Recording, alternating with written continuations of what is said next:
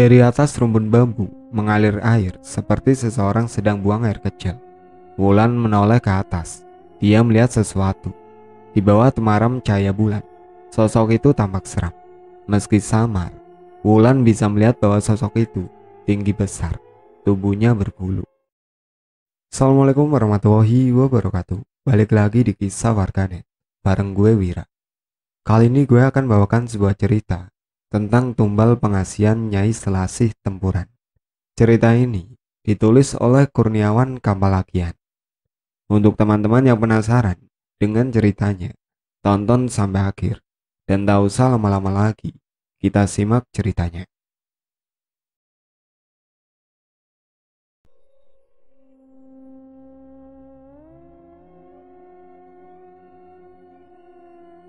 Dua pria yang didatangi oleh Wulan spontan terbahak.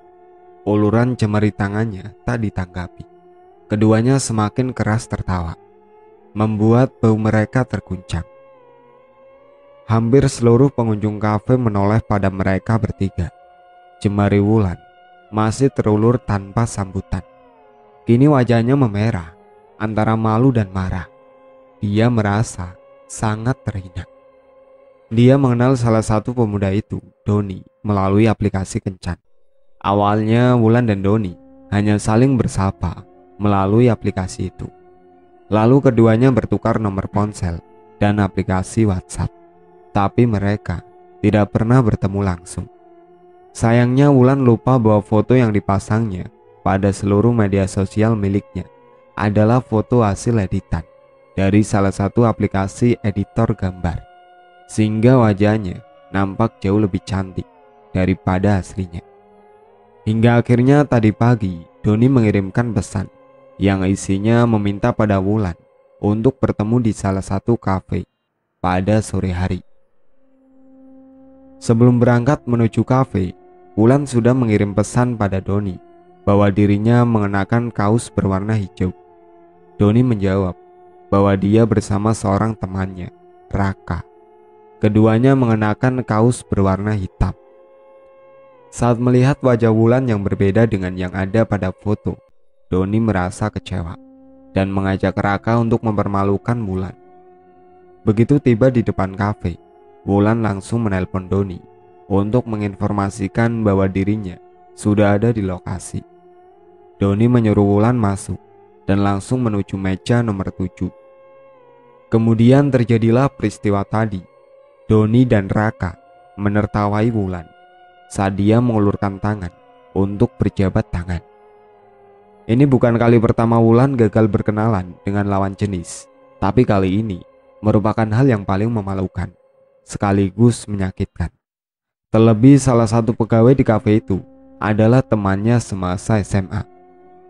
Wulan menangis tertahan lalu berlari keluar dari kafe, diiringi suara tawa kedua pemuda itu.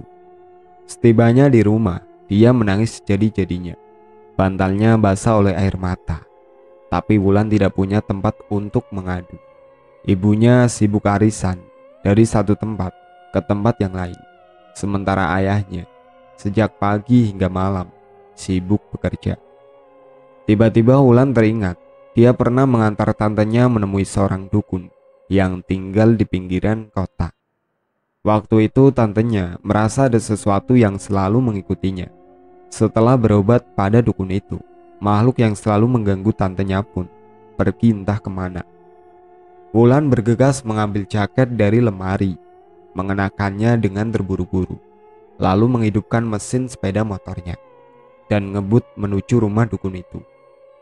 Angin malam yang berembus cukup dingin, seperti kalah dengan rasa panas yang menyeruak di dalam dada Wulan. Emosinya mempuncak. Langit berwarna merah bersemu orange, seperti mewakili perasaannya yang penuh dendam. Perjalanan ditempuhnya hanya dalam waktu kurang dari 40 menit. Dari ujung gang, rumah dukun itu terlihat jelas. Berbeda dengan rumah-rumah dukun dalam film atau cerita yang digambarkan gelap dan dindingnya terbuat dari anyaman bambu. Rumah ini terkesan mewah, kontras dengan rumah-rumah lain di sekitarnya. Meski bermandikan cahaya lampu, rumah berwarna abu-abu itu tetap saja memancarkan kesan mistis. Dua patung gupala seperti menjaga pintu gerbang rumah. Dua patung gupala seperti menjaga pintu gerbang rumah. Sementara di tengah malam, patung berbentuk dua ular yang saling melilit, seolah menyambut para tamu yang datang. Di bawah patung itu terdapat lampu kecil berwarna merah yang membuat patung ular itu seperti menyala. Beberapa sangkar burung tergantung di bawah langit-langit teras. Sebagian diselimuti dengan kain penutup. Entah apa tujuannya. Kursi goyang yang ada di teras sedikit bergoyang, mungkin tertiup oleh angin. Wulan mengetuk pintu rumah, namun tidak ada jawaban dari dalam. Lalu dia kembali mengetuk pintu. Kali ini dengan ketukan yang lebih bertenaga. Beberapa saat kemudian, pintu kayu setinggi lebih dari 2 meter itu terbuka. Pak Kromo, dukun itu, yang membuka pintu. Aroma kemenyan segera tercium, menambah kesan mistis. Pak Kromo mempersilahkan Wulan untuk masuk, kemudian bertanya tentang maksud dan tujuan kedatangan Wulan. Wulan memperhatikan seluruh sudut ruangan. Meski sudah pernah ke tempat ini, tapi barang-barang aneh di ruangan itu tetap menarik perhatiannya. Dua bilah keris terpajang pada dinding ruangan di sudut sebelah kanan, dekat pintu masuk ke ruang di belakangnya. Satu guci kuno berdiri. Di sampingnya terdapat patung kayu berbentuk manusia, tingginya sekitar 70 cm-an. Koleksi lainnya seperti jenglot, batu akik, keris mini, dan beberapa jenis jimat tersusun rapi dalam rak kaca di sudut kiri ruangan. Begini mbah, saya mau minta tolong supaya cepat dapat jodoh, atau minimal gak dihina sama cowok-cowok. Bisa gak ya mbah? Kata Wulan tanpa tedeng aling-aling. Sejenak Pak Kromo terdiam, lalu memperhatikan Wulan dari ujung rambut hingga ujung kaki. Kemudian dia meminta Wulan mengulurkan tangannya. Ada hawa hangat terasa saat Pak Kromo memegang tangannya, mengalir ke seluruh tubuh Wulan. Namun tiba-tiba, Wulan merasa mual, sangat mual. Pak Kromo melepas genggamannya pada tangan Wulan, kemudian berdiri dan mengambil air putih. Dia menyuruh Wulan meminum air putih itu. "Duk, permintaanmu bisa dikabulkan, tapi syaratnya agak berat. Sebab ada kesalahan yang dilakukan oleh orang tuamu di masa lalu. Itu menutup auramu," kata Pak Kromo sambil menghisap rokok elektrik beraroma vanila. Kata Pak Kromo, Wulan harus puasa putih selama 7 hari. Kemudian setiap tengah malam, dia harus mandi dengan air mandi yang sudah dicampur serbuk kecoklatan dari Pak Kromo. Syarat terakhir, kata Pak Kromo, menjadi syarat terberat, yakni berendam pada 2 pertemuan sungai atau tempuran. Nanti, kamu akan melihat banyak makhluk gaib saat berendam. Mereka akan menggodamu. Tapi kamu jangan sampai tergoda atau meninggalkan tempatmu berendam sebelum seorang perempuan menemuimu. Karena resikonya, kamu tidak akan pernah menikah sampai akhir hidupmu. Lanjut Pak Kromo menjelaskan. Pak Kromo kemudian menanyakan pada Wulan, apakah dia ingin awet muda dan bisa mendapatkan lelaki manapun yang diinginkan. Syaratnya sangat mudah. Nanti setelah ritual berendam di tempuran sudah selesai, Wulan hanya perlu mencari foto pria yang diinginkannya. Kamu cukup merapalkan mantra ini, lalu embuskan pada foto pria itu dan bakar sampai menjadi abu, jelasnya sambil memberikan secari kertas bertuliskan mantra. Pak Kromo melanjutkan, meski syaratnya sangat mudah, tetapi itu membutuhkan tumbal. Tumbalnya adalah cowok yang kemudian menyukai Wulan akibat pengaruh mantra itu. Awalnya Wulan berpikir dia tidak membutuhkan mantra itu, tapi kemudian dia ingat perlakuan Doni dan temannya di kafe. Marahnya kembali muncul. "Iya mbah, saya mau," ucap Wulan. Setelah menerima semua ubah rampe atau persyaratan yang dibutuhkan dan memberikan mahar pada Pak Kromo atas jasanya, Wulan pamit. Sepekan berjalan, Wulan telah melakukan puasa putih dan mandi setiap tengah malam. Tubuhnya terasa sedikit lemah karena selama sepekan hanya mengkonsumsi nasi putih. Tapi dia mengabaikannya.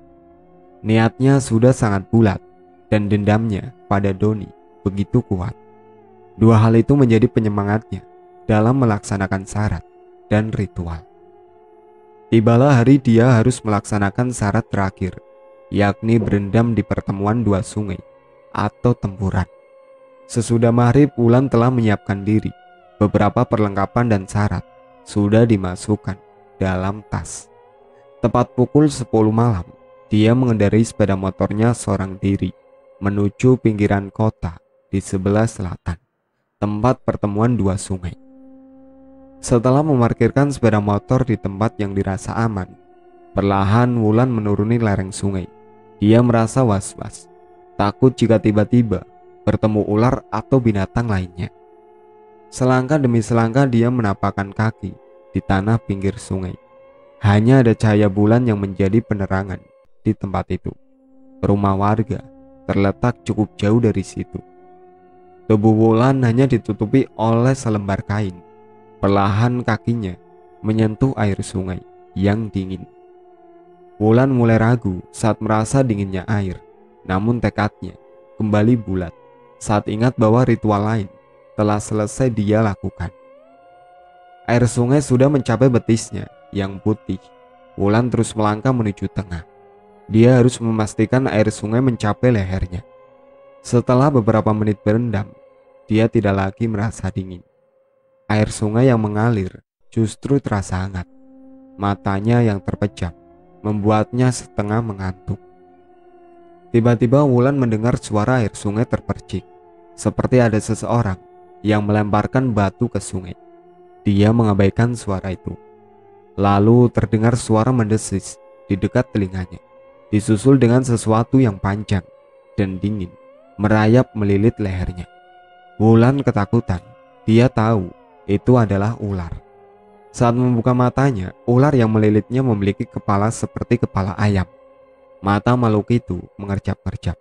Sementara di tepi sungai, dia melihat makhluk lain bertubuh besar dengan kulit kehijauan. Matanya merah menyala. Wulan sudah hampir berlari meninggalkan tempat itu. Untung saja dia ingat pesan dari Pak Kromo bahwa dia harus mengabaikan semua gangguan. Jika tidak, dia tidak akan menikah seumur hidupnya. Wulan melanjutkan ritualnya malam itu, berendam di pertemuan dua sungai. Dia menunggu sosok perempuan yang kata Pak Kromo akan datang membantunya. Belum cukup 10 menit Wulan melanjutkan ritualnya. Telinganya kembali mendengar suara-suara aneh. Bukan gemericik air sungai, tapi seperti air yang mengalir ke sungai. Dari atas rumpun bambu mengalir air seperti seseorang sedang buang air kecil. Wulan menoleh ke atas. Dia melihat sesuatu. Di bawah temaram cahaya bulan, sosok itu tampak seram. Meski samar, Wulan bisa melihat bahwa sosok itu tinggi besar, tubuhnya berbulu. Makhluk itu dengan santainya buang air kecil ke sungai. Rasa jijik yang dirasakan Wulan melebihi rasa takutnya. Dia ingin marah dan keluar dari tempatnya berendam. Tapi lagi-lagi peringatan Pak Kromo seperti terngiang di telinganya. Makhluk itu meluncur turun, kemudian mendekati Wulan sambil nyengir. Wajahnya sangat memuakkan. Air liurnya menetes, lidahnya menjulur keluar. Sorot matanya seperti ingin menelanjangi Wulan. Wulan mengabaikan makhluk menjijikan itu, tapi makhluk itu terus berjalan hingga jaraknya hanya sejengkal dari Wulan. Baunya anyir, air liur yang menetes ke air sungai memercik ke wajah Wulan. Makhluk itu terus berjalan sampai dia berlalu di kelokan sungai dan menghilang. Tepat tengah malam, menurut perkiraan Wulan, dia mencium aroma wangi yang disertai tiupan angin lembut tapi dingin, disusul dengan munculnya asap putih kehijauan tepat di hadapannya. Asap itu seperti muncul dari sungai, dibarengi dengan gelembung-gelembung udara dari dasar sungai. Di bawah cahaya bulan, samar-samar asap hijau itu berubah menjadi sosok wanita berkebaya hijau. Sorot matanya tajam, namun teduh. Selendang berwarna keemasan melilit perut wanita cantik itu. Bibirnya tipis berwarna merah natural, alisnya rapi, dan hampir saling bertautan antara kiri dan kanan. Hidungnya yang mancung nampak serasi dengan rambutnya yang panjang terurai. Satu hal yang membuat Wulan semakin iri pada wanita ayu tersebut, buah dadanya yang meskipun tidak terlalu besar, tapi tampak padat di balik kebaya hijau itu. Jemari lentik perempuan ayu itu mengusap kepala Wulan sambil menanyakan tujuan kedatangannya berendam di tempat itu. Wulan belum bisa berkata-kata. Perasaannya campur aduk antara takut dan senang. Nduk Cahayu, apa sebenarnya tujuanmu mencari aku di sini? Aku Nyi Selasi, penjaga tempuran ini. Orang biasa memanggilku Nyi Selasi Tempuran. Perempuan cantik itu mengulang pertanyaannya sambil memperkenalkan diri. Wulan mengatur nafas untuk menenangkan diri. Kemudian dia menjelaskan keinginannya. Dia menceritakan semua keluhannya hingga petunjuk Pak Kromo untuk melaksanakan ritual berendam. Kamu sudah tahu syaratnya jika ingin terus awet muda dan mendapatkan semua pria yang kau inginkan. Pria yang kau pelet akan jadi tumbalnya. Jadi jangan gunakan untuk orang yang kau cintai. Nyi Selasi menjelaskan. Nyi Selasi kemudian berucap, Wulan sudah boleh menyelesaikan ritualnya setelah dirinya masuk ke dalam raga Wulan. Lalu Nyi Selasi memejamkan matanya sambil menangkupkan kedua tangan di depan dadanya. Sekejap dia kembali berubah menjadi asap dan masuk ke dalam tubuh Wulan. Wulan merasa ada yang berubah pada dirinya saat Nyi Selasi memasukinya. Tubuh Wulan terasa sangat ringan, pandangannya pun menjadi lebih terang. Merasa bahwa ritualnya telah usai, Wulan bergegas meninggalkan sungai, kemudian meringankan tubuh dan pulang. Setibanya di rumah, Wulan membilas dirinya dengan air bersih, lalu tidur. Saat terbangun pagi harinya, hal pertama yang dilakukan oleh Wulan adalah membuka medsos untuk mencari foto Doni. Itu bukan hal yang sulit untuk Wulan. Dia membuka profil Doni. Dengan telaten dia membuka satu persatu foto pada galeri Doni. Dia menemukan foto Doni bersama Raka. Segera Wulan mengunduh foto itu dan menyimpannya pada galeri ponsel. Lalu dia menghubungkan ponselnya dengan printer. Kemudian dia mencetak foto itu dan melakukan ritual yang dijelaskan oleh Pak Kromo. Wulan penasaran dengan hasil ritual itu. Dia tidak sabar melihat hasilnya. Beberapa menit kemudian, setelah membereskan ubah-rampe ritual, Wulan mengambil ponselnya dan berniat untuk menghubungi Doni.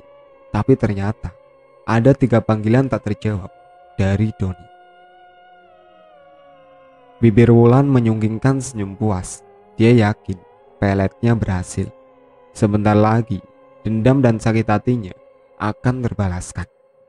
Ponselnya kembali berdering. Nama Doni muncul pada layar. Iya, gimana Don? Ada yang bisa aku bantu? Tanya Wulan.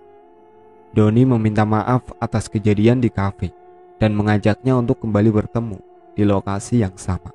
Tapi Wulan mengajukan syarat, yakni Doni harus mengajak Raka. Syarat itu disanggupi oleh Doni. Saat bertemu di kafe, Wulan tahu Doni jatuh cinta padanya. Begitu juga Raka. Wulan dapat melihatnya dari sikap dan tatapan keduanya. Raka dan Doni bahkan terlihat cemburu antara satu sama lain. Keduanya seakan tidak mau kalah, berebut untuk bisa ngobrol dengan Wulan. Jika Doni mengeluarkan candaan dan cerita lucu yang membuat Wulan tertawa, Raka tampak tidak senang.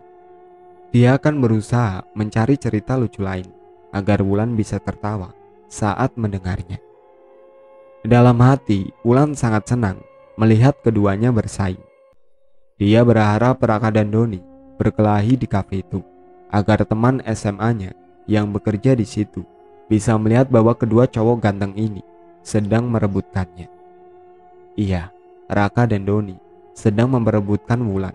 Karena dalam pandangan keduanya, Wulan adalah sosok yang sangat cantik dengan hidung mancung dan semua kelebihan yang dimiliki oleh Nyi Selasih. Sampai di sini dulu ceritanya, nantikan cerita kelanjutannya. Sekian dari saya. Wassalamualaikum warahmatullahi wabarakatuh.